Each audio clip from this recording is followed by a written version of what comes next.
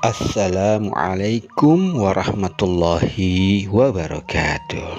Alhamdulillah wa syukurillah sampurasun kasugri pamiarsa sadayana alo mang sadayana wilujeng tepang dangu deui sareng mang di Jomantara melalui Galura saluran channel YouTube Sunda Pituin anu ku mang dipidangkeun hiburan kasundaan mangrupakeun dongeng Sunda.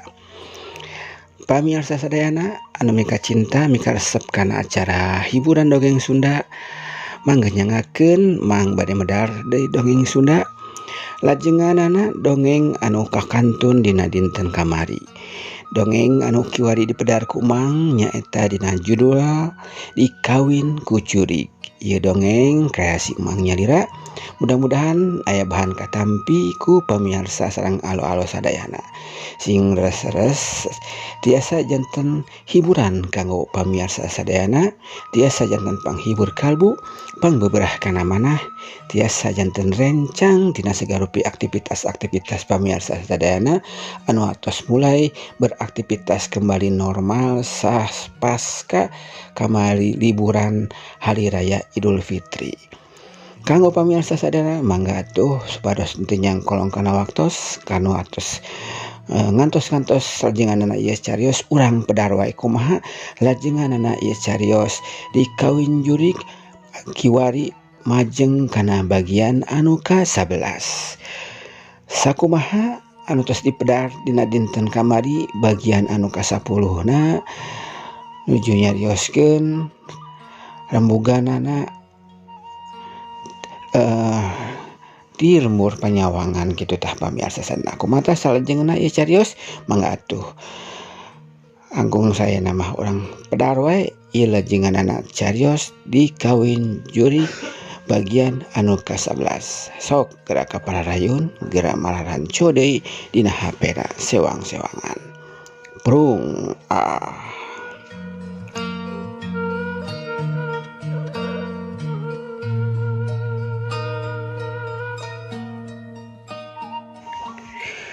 harita urang kocapkeun di hiji lembur anu katelah nyaeta mah lembur panyawangan.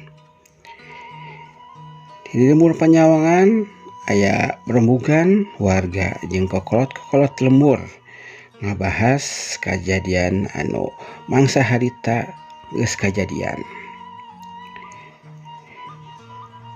Rembugan ngahasilkeun harita sabada rembugan sawala nyaeta dipimpin ku Lebe Nasir jeung Juragan Kohar katut sababaraha urang warga anu aya pangajena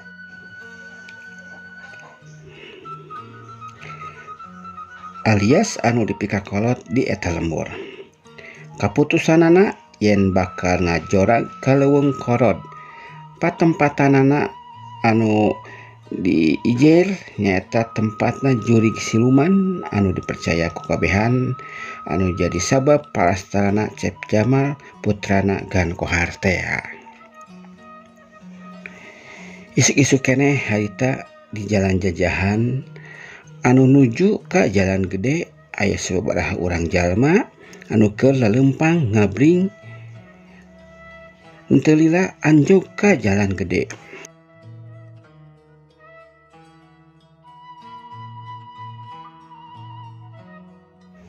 Anu brasna nuju ka lembur panyireukan.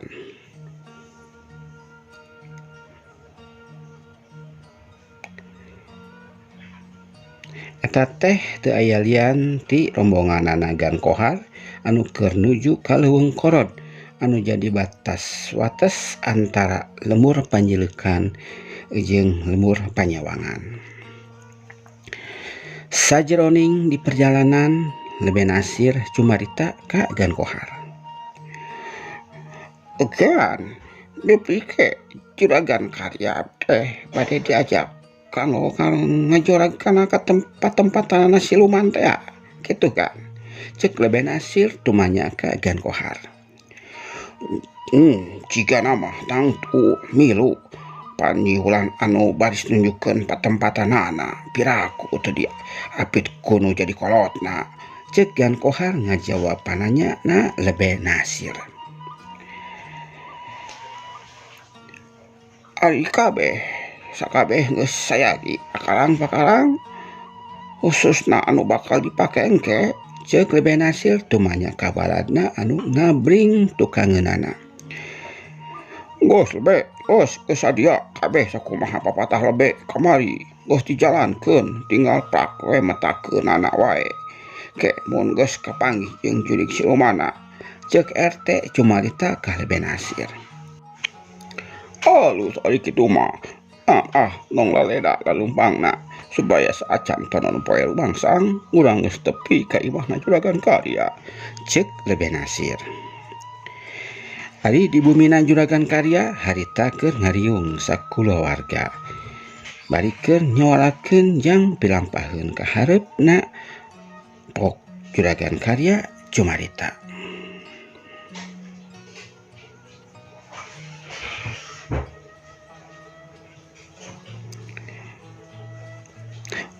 Ulan, kumaha ayeuna kaayaan hidup sanggeus ditinggalkeun nu jadi saaki teh. Geus pulih acan kasedih jeung kahariwang hidup teh, cek Juragan Karya tumanya ka anakna. Masih keneh gegeumeueun mah aya apa. Tras salah siluman teh kadang wae dina cepil Ulan. Apa ibu kitu tah saurna Nyi Wulansari. Cik caritakeun deui sacara lengkap ti mimiti hidup papanggih jeung eta siluman. Yang siluman eta teh kumaha tah asal muasalna, cek Juragan Karya ka anakna.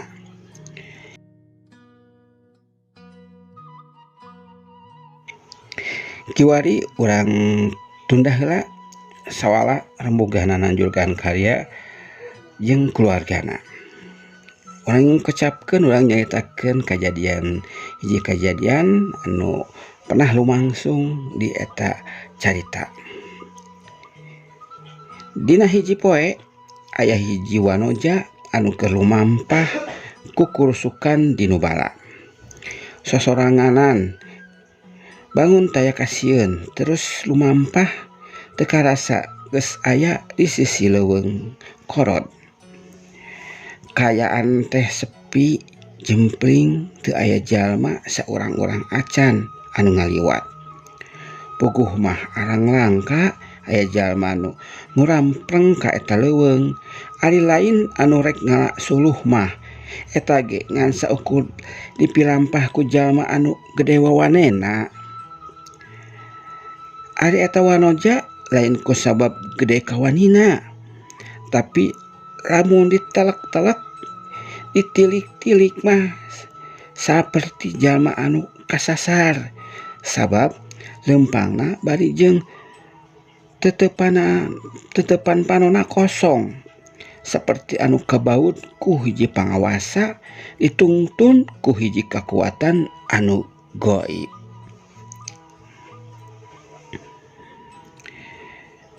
Saha ari eta wanoja teh? Eta wanoja teh ngaranna Nyi Wulansari. Imahna di lemur panjileukan, pentaseun eta leuweung. Eta wanoja teh anakna Juragan Karya, jalma pangjegudna di eta lembur. Basa Nyi Wulan keur ngurampreng ka kebon bapana, nu maksudna mah rek ulin tambah kesel teuing di imahna, rek ngadon botram jeung babaturanana sasamana aya kana 5 wanojana. Batur salembur kabeh eta wanoja. Sanggeus tepi araya di saung kebonna Juragan Karya, eta 5 wanoja teh mencar, nu maksudna rek ngatatanen nu dibutuhkeun mangrupakeun diantarana nyaeta bonteng, terong, cengek, cikur, jeung sapuratina kitu tah. Kusabab lebah-lebahna beda-beda paanggang antara tangkal cengek jeung tangkal cikur, bonteng katu terong, gandol jeung nusajana jadi para wanoja teh mencar ngalabahan nu dibutuhkeun teh. Ari anu disaung harita ngan saukur nyiulan hungkul bari nyiapkeun sapuratina seperti coet tur mutu anu ngahaja mekel ti lemurna. Sangu saboboko kurupuk cai sateko belem peda berem weh dibungkus ku daun. Cau pokona mah bakal pedo wae eta buat ram teh. Kitu maksudna para wanoja teh. Nu diguguluan ku nyiulan sali salaku anak anu boga patempatan. Sabari ngadaguan batur nya batur-baturna anu keur ngala tatanen ngala lalabeun jang ngalengkepan kana rancana jeung hayang ngareuceuh cenah nyiulan yang hunjar lambar bari nyanda kana bilik sauh.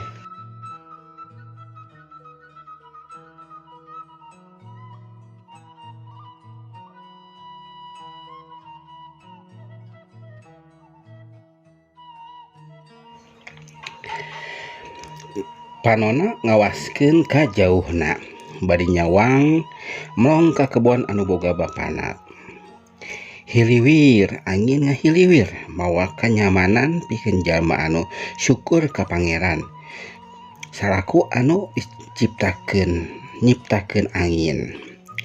Tapi eta angin anu ngadalingding teh aya anu nyandingan ku hiji kekuatan anu bisa metot sukma jalma anu keur kosong molongpong pangacianana. Seperti waktu harita nyiulan anu keur nyawang ka jauhna bari ngalamun nyipta-nyipta anu aya dina sawanganana. Sehingga nyiulan hudang terus jerut turun di saung kebon lumampah sabari melong kosong teu apal ka mana anu dituju ka mana anu rek dipilampah. Paingan atuhnya cek kolot baheula parawan atawa bujang tong sok loba ngumbar lamunan pamali cenah mata kaasupan ku korod. Da eta babasaan teh bener pisan atuh sabab ku kosongna hate katut pikiran gampang pisan eta teh dipangaruhan ku jurik siluman onom jeung sajabana. Atawa ngaran anu pasti nama kabeh sesebutan eta jadi hiji ngaran nyaeta setan anu pamolahna ngagoda manusia supaya keluar tina patokan hirup ingkar tina agama katut dari jama. Maka ku ulama tos diwaksakeun jang nangkal eta goda kabeh carana urang teh teu meunang kosong hate jeung pikiran custos ka mana-mana atau ka mana-mani. Eusian hate urang ku zikir emut ka kersana pangeran urang sadaya nyaeta Allah Azza wa Jalla. Pikiran urang curahkeun kana keagungan Sang Khalik nyemutan naon-naon ciptaanana nu pamohalan bisa katiru ku urang salaku makhlukna. Lamun hate urang manteng kanu keagungan jiwa sareng raga urang insyaallah jalma teh moal kasasar lumampah.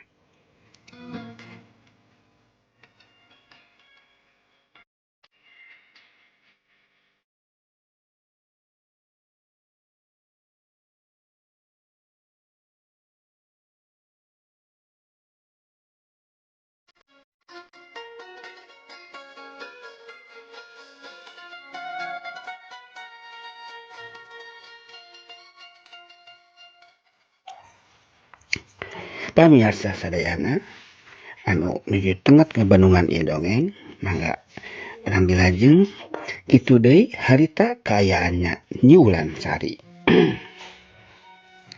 Kusabab anteng-antengna ngumbar lamunan jadina babari kapangaruhan ku nu teu pararuguh. Nyiulan asruk-asrukan di nu bala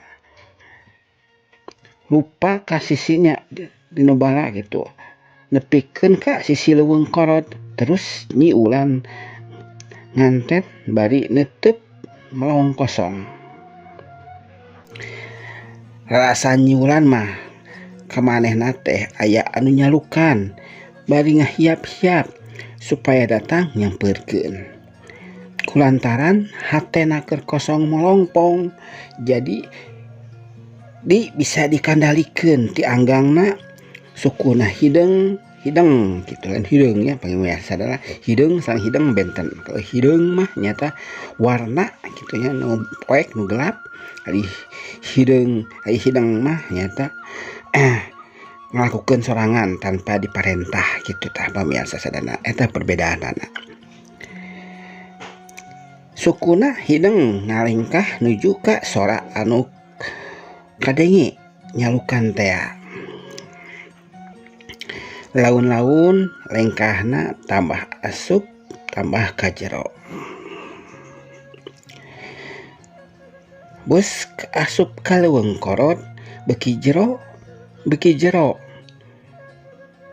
srog we anjok ka hareupeun hiji talaga anu herang caina istilahna pikabitaheun pikeun saha wae anu nempo ka eta walungan kusabab ditaksir diijir eta bakal baris aya ku seger lamun urang bisa anclup bisa mandi kokojayan di eta walungan anu herang. Eta walungan herang teh disebutna talaga wening atawa aya nu nyebut oge talaga herang kusabab eta talaga teh kacida herang caina mata kabita nu nempo pikeun anclup ka jero eta cai talaga wening. Pamirsa sadayana di mana wae ayana di mana wae linggihna hatur nuhun ti Mang selaku admin ka pamirsa anu tos satia satuhu manco di Galura ieu channel eta teh mangrupakeun di antawisna dukungan sareng rojongan ka Mang dina ngolah ieu channel anu mana channel ieu diawit damel diniatan kanggo hiburan orang sadayana khususna kanggo orang-orang jalmi-jalmi anu mika cinta mika resep kana acara dongeng Sunda. Kaberlangsungan ieu channel tergantung tetapi itu gumantung ka pamirsa sadayana anu mika cinta mika resep kana ieu acara dongeng ku rojonganana diantawisna ku kasatiaanana teras manco di ieu Galura di ieu channel teras ku komen-komena istilahna oge katut ku anu da can nge-like nya mangga kantun nge-like atanapi anu da can subscribe kantun dipijit subscribe-na. Oge anu da can mijit lonceng tong hilap eta lonceng teh kanggo bel gitu nya atanapi bewara saupami Mang ngupload naon wae di ieu channel baris aya bewara ka pamirsa sadayana atanapi pangumuman namun saur bahasa ieu nama notifikasi gitu tah baris kauninga ku pamirsa sadayana. Pamirsa sadayana mangga atuh urang lajengkeun ieu dongeng sakaya di Mang hatur nuhun kanggo dukunganna ti pamirsa sadayana.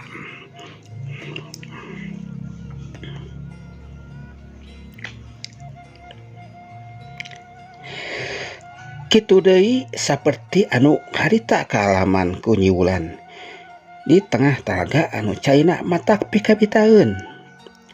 Titinggaliana mah Nyi Wulan teh aya hiji jajaka kasep matak pogot nu nempo matak kataji nu ningali eta ku kakasepanana eta pamuda teh bisa mawa daya tarik pikeun mojang anu nempona lir ibarat anu kapentang asmara poho kana temah wadi saking ku kasep-kasepna eta pamuda. Pamirsa sadayana Nyi Wulan Sari geus ka mun zaman kiwari mah geus ka hipnotis ini nya atau kapelet gitu tah ku tempoanana ningali hiji pamuda anu kasepna kacida gitu. Berbandingan zaman harita mah arang langka manggihan nempo jajaka anu kasepna mentereng koneng gitu kacida. Niulan sali geus kapincut geus kabaud ku eta pamuda. Aya eta pamuda teh saha pamirsa sadayana? Saha eta pamuda anu katingali ku Niulan Sari anu bisa nyedot pipikiran Niulan Sari pikeun bisa datang ke eta tempat. Nu pastina eta pamuda teh lain ti bangsa manusia, lain ti bangsa jelema, pasti ti bangsa jurig siluman anu nyeliwuri di eta pertempatan pikeun nyasarkeun jalma-jalma anu tadi teh nu kosong molongpong hatena jeung pamikiranna teu emut teu inget kana temah wadi, teu emut teu inget ka saha dirina, saha pangeranna, saha anu boga dirina. Jadi anu ngajadikeun diri urang sabaraha manusia poho ka diri urang saestuna. Kumaha tah pamirsa sadayana? Niulan Sari kalajenganana nasibna atanapi caritana saenggeus papanggih jeung hiji pamuda anu melet ka diri manehna. Urang tenden heula di handeureuh hieum, urang tundah heula di hanjuang siang, paranti nyokot tinggalkeun. Insyaallah ieu carios trasanana urang pajeng di enjing atanapi pageto. Hapunten timang sakaya di pamirsa sadana boh pilih ieu dongeng teh isalama kadang-kadang sadinten, kadang-kadang 2 dinten gitu. Kadang-kadang menuju repot pisan tamang aya pamangan aya kana 3 dintena nembe di-upload deui. Tapi insyaallah ieu dongeng ku Mang baris teras di-upload, baris teras digarap ku Mang dugikeun ka jucungnya, dugikeun ka rengsena ieu carios dikawin jurig. Harapan ti Mang mudah-mudahan ieu dongeng dikawin jurig anu direka ku Mang mudah-mudahan aya bahan katampi ku pamirsa sadayana. Hapunten tina sagala kakiranganana, hapunten tina sagala kalapatarana, boh tina bahasa atanapi sagarupina. Kumargi Mang masih keneh mitembayan, mudah-mudahan sing raos janten hiburan intina mah kanggo pamirsa sadayana anu mika cinta mika resep kana hiburan kasundaan manglupakeun dongeng Sunda. Ti Mang selaku admin ieu channel anu midangkeun sagarupina hatur nuhun sakali deui, hapunten sagala kirangan sareng kalepatan. Mang unut diri heula, mudah-mudahan enjing urang sadayana masih keneh dipaparinan yuswa ku Allah Subhanahu wa taala, tiasa patepang lawuh paamprok jong di ieu garura di ieu channel.